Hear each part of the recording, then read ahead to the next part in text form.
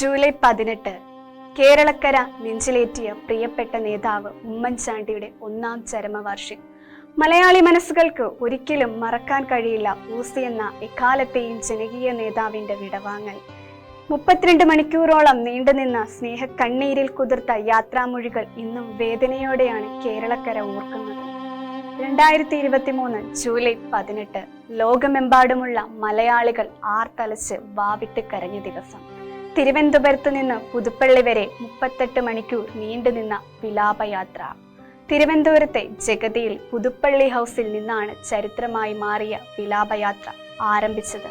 തങ്ങളുടെ പ്രിയപ്പെട്ട കുഞ്ഞൂഞ്ഞിനെ ഒരു നോക്ക് കാണാൻ ജനലക്ഷങ്ങൾ ഒഴുകിയെത്തി. കേരളക്കര ഇന്നുവരെ കാണാത്ത സമാനതകളില്ലാത്ത യാത്രയപ്പാണ് ഉമ്മൻചാണ്ടി എന്ന നേതാവിന് ജനങ്ങൾ സമ്മാനിച്ചത്. കണ്ണേ കരളെ ഉമ്മൻചാണ്ടി, ഇല്ല മരിക്കുന്നില്ല ജീവിക്കുന്നു ഞങ്ങളിലൂടെ എന്ന ആയിരങ്ങൾ വിളിച്ചത് ഹൃദയത്തിലൂടെയായിരുന്നു.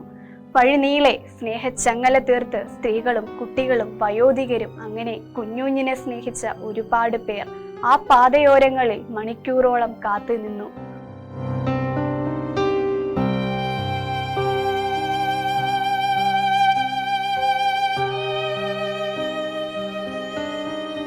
ജീവിച്ചിരുന്നപ്പോൾ അദ്ദേഹത്തിന്റെ വസ്ത്രാഞ്ചലങ്ങളിൽ തൊട്ടവർ ഇന്ന് കല്ലറയിൽ തൊട്ട് സായുജ്യമടങ്ങുകയാണ്.